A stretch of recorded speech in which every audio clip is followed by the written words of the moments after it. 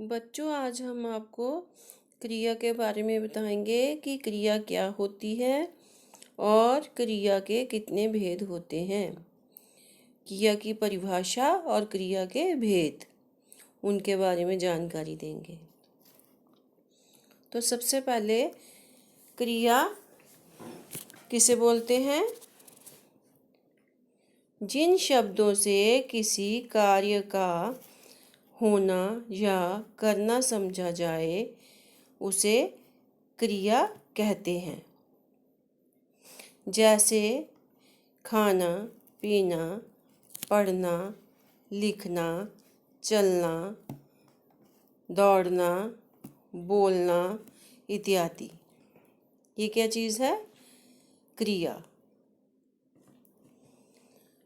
तो हिंदी में क्रिया के रूप लिंग, वचन और पुरुष के अनुसार बदलते हैं। तो बेटा, आपको क्रिया की परिभाषा समझ आ गई होगी। तो एक बारी फिर से मैं आपको दोहरा देती हूँ, तो आप ध्यान से सुनिए। तो क्रिया होती है जिन शब्दों से किसी कार्य का होना या करना समझा जाए उसे क्रिया कहते हैं। उसमें क्या चीज़ आ जाती क्रिया में? खाना, पीना, पढ़ना, लिखना, चलना, दौड़ना, बोलना इत्यादि क्रिया के अंतर्गत आता है। तो ये आ गई आपकी क्रिया की परिभाषा। साधारण शब्दों में हम क्रिया का अर्थ ये भी बोल सकते हैं कि किसी चीज़ को करना ही क्रिया है। किसी किसी चीज़ का काम का करना या होना, वो क्या है? क्रिया। तो जिन शब्दों से किसी कार्य का होना या करना समझा जाए उसे क्रिया कहते हैं। तो क्रिया कितने प्रकार की होती है, आगे हम आपको बताएंगे। क्रिया के भेद और प्रकार। क्रिया मुख्य रूप से जो है दो प्रकार की होती है। क्रिया के मुख्य रूप से दो भेद हैं।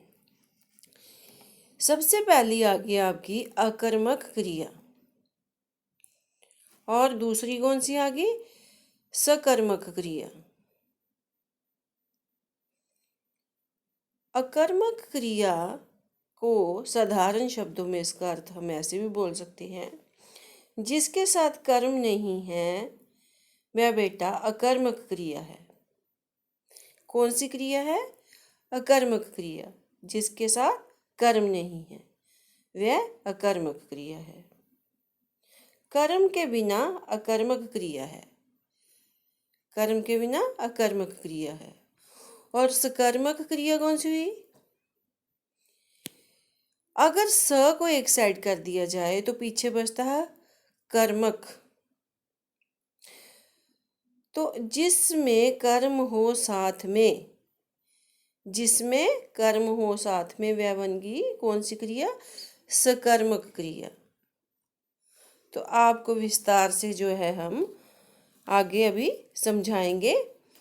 तो अकर्मक क्रिया क्या होती है, उसकी परिभाषा कहते हैं बेटा, जिन क्रियाओं के कार्य का फल कर्ता पर पड़ता है उसे अकर्मक क्रिया कहते हैं। कहता है जिन क्रियाओं के कार्य का फल कर्ता पर पड़ता है उसे अकर्मक क्रिया कहते हैं। जैसे विद्यार्थी पढ़ता है, तो इस वाक्य में पढ़ना,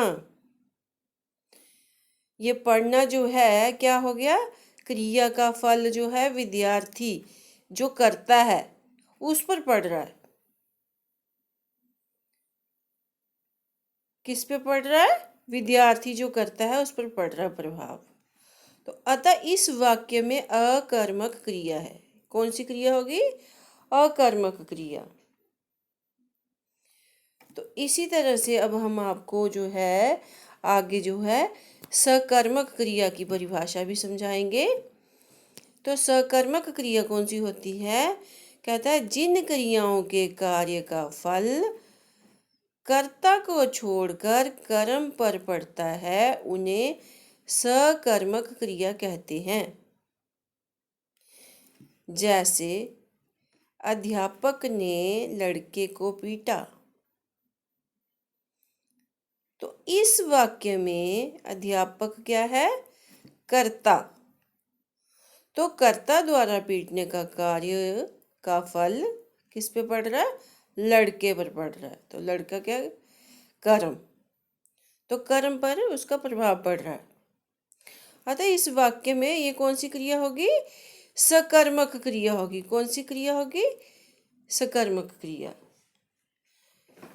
तो बच्चे इसके जो हैं सकर्मक क्रिया के जो हैं बहुत सारे उदाहरण जो है देखने को मिलते हैं। अब आगे देखो, आपको एक और आपको उदाहरण बताते हैं। कहते हैं कि घोड़ा दौड़ता है। तो घोड़ा क्या कर रहा है? दौड़ रहा है। तो इसमें जो है आपको बताएंगे कि ये कौन सी क्रिया है।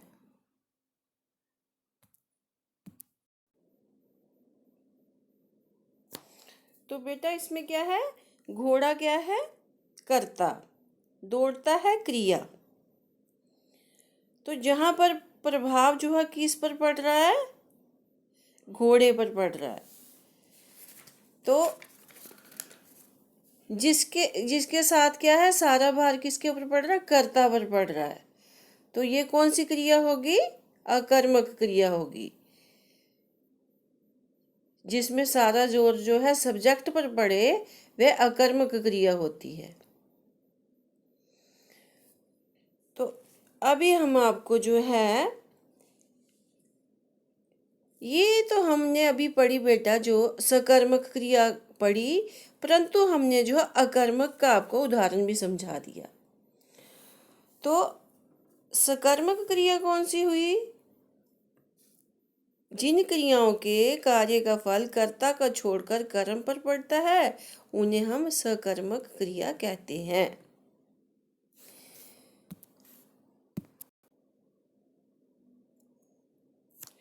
अब देखो अगला उदाहरण है, मैं गाड़ी सड़क पर चलाता हूँ। तो सड़क पर क्या हो रहा है? प्रभाव पड़ रहा है। किसका प्रभाव पड़ रहा है? गाड़ी का। गाड़ी चल रही है तो सड़क भी खराब होगी। तो सड़क पर इसका प्रभाव पड़ रहा है। तो जिस चीज पर फर्क पड़ रहा होता है वह कौन सी क्रिया होगी? सकर्मक क्रिया। मैं गाड़ी सड़क पर चलाता हूँ तो सड़क पर प्रभाव पड़ना स्वाभाविक है। तो ये सकर्मक क्रिया है। तो जिस चीज पर फर्क पड़ रहा होता है तो ये कौन सी क्रिया बन जाती है? सकर्मक क्रिया। तो बच्चे हम जो है कल जो है कुछ और उदाहरण जो है आपको समझाएंगे अकर्मक क्रिया के और सकर्मक क्रिया के।